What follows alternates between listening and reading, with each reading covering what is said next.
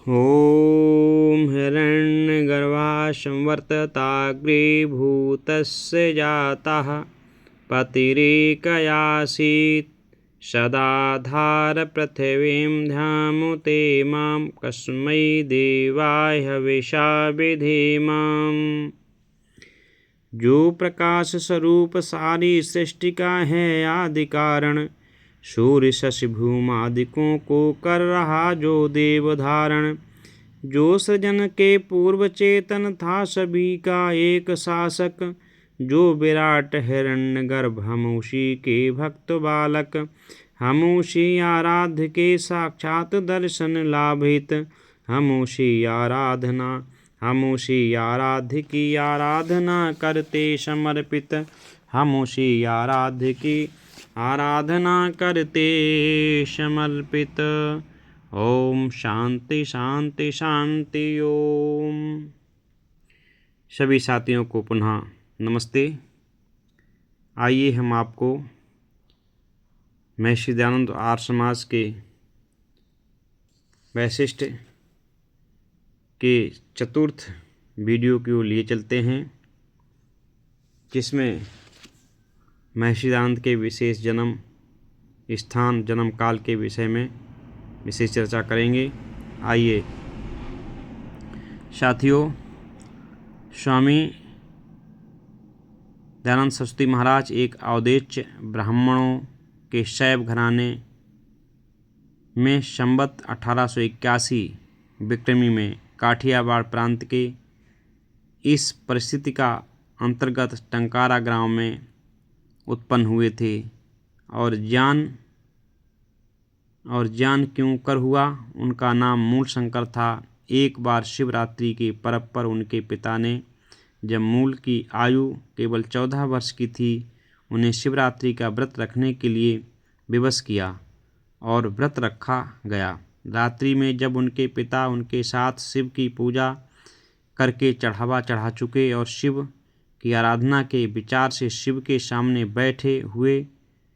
बैठे तो निद्रा आने लगी। इसी बीच में एक चूहा आया, जो अच्छी तरह जानता था कि शिव की मूर्ति चेतना शून्य एक जड़ वस्तु है और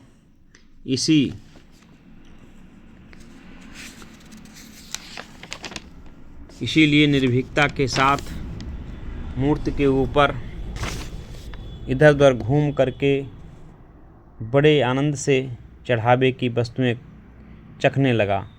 स्वामी जी इस घटना को देखकर चकित हो गए कि ये कैसा शिव है कि जो चूहे से भी अपनी रक्षा नहीं कर सका।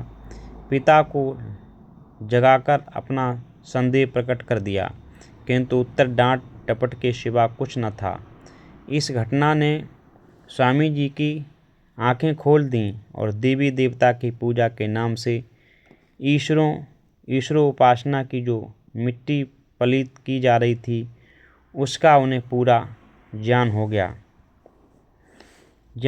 इस घटना के कुछ काल बाद स्वामी जी की एक दूसरी घटना प्रिय भगनी और चाचा की, जो स्वामी जी को बहुत प्यारे थे, थोड़े थोड़े अंतर से मृत्यु हो गई। इन घटनाओं ने मृत्यु का प्रश्न भी स्वामी जी के सामने रख दिया और वह सोचने लगे कि मृत्यु क्या है और किस प्रकार मनुष्य इस पर विजय पाकर मृत्युंजय हो सकता है। इन दो घटनाओं से स्वामी जी को काफ़ी योगाभ्यास शिक्षा मिल गई और उन्होंने जीवनोद्देश्य की तपस्वी जीवन सिद्धि के लिए पैतृक संपत्ति पर लात मारकर प्राचीन विश्वविद्यालय की ओर, जिनके स्थान भारतवर्ष के जंगल और तपोभूमियाँ ही हुआ करती थीं, पग बढ़ाया और संन्यास ग्रहण किया और मूल शंकर से दयानंद बन गए। योग सीखना शुरू किया और कठोर तप के जीवन में प्रवेश करके और नर्मदा के तट से लेकर हिमालय की कंदराओं तक का पर्यटन करते हुए, जिससे और जहाँ से जो शिक्षा मिली ग्रहण करते रहे। शरीर पर एक लंगोटी के सिवा दूसरा वस्त्र नहीं था। शीत की ऋतु है, एक बर्फ से जमी हुई नदी को पार करना था, जबकि पिशाचनी भूख ने भी सता रखा था। नग्न शरीर से ही बर्फ की चट्टाने से टकराते गिरते पड़ते किसी प्रकार नदी को पार किया और इन्हीं बर्फ की चट्टानों में से दो एक टुकड़े तोड़कर भूख को शांत किया। सब कष्ट जिनके स्मरण करने मात्र से साधारण मनुष्य के ही नहीं अपितु बड़े बड़े शूरवीरों के भी हृदय कांप उठते हैं। प्रसन्नता से शयन करते हुए स्वामी दयानंद ज्यों ज्यों शिक्षा और दीक्षा से ज्ञान और बल वृद्धि करते जाते थे, त्यों त्यों अपने में साहस और उत्साह की मात्रता का अधिकता से अनुभव करते जाते थे। इसीलिए जो कदम उठता था आगे ही की तरफ उठता था, पीछे फिरने का विचार भी नहीं आता था। कठिन से कठिन झाड़ियों का हाथों और पाँवों के सहारे से पशुओं की तरह चलकर पार कर लेना उनके लिए साधारण काम था। जब एक झाड़ी को पार करते हुए सामने एक भयानक रीछ आ गया और आक्रमण करने की चिंता ही में था कि स्वामी जी के निर्भीकता के साथ जमकर खड़े हो जाने और दंड के पृथ्वी पर ठोक कर देने मात्र से वह भालू सांस छोड़कर भाग जाता है। यह था अखंड ब्रह्मचर्य का बल, ये था आत्मशक्तियों के विकास का परिणाम जिसने स्वामी दयानंद को 12वीं शताब्दी में प्राचीन काल से ऋषि मुनियों का उदाहरण बना रखा था। इस प्रकार स्वामी जी समाधि पर्यंत योग की उच्च शिक्षा प्राप्त करते और तब से अपने शरीर को फौलाद का शरीर बनाते हुए मथुरा में पहुंचकर अपने अंतिम गुरु की स्वामी ब्रजानंद का द्वार खटखटाते हैं।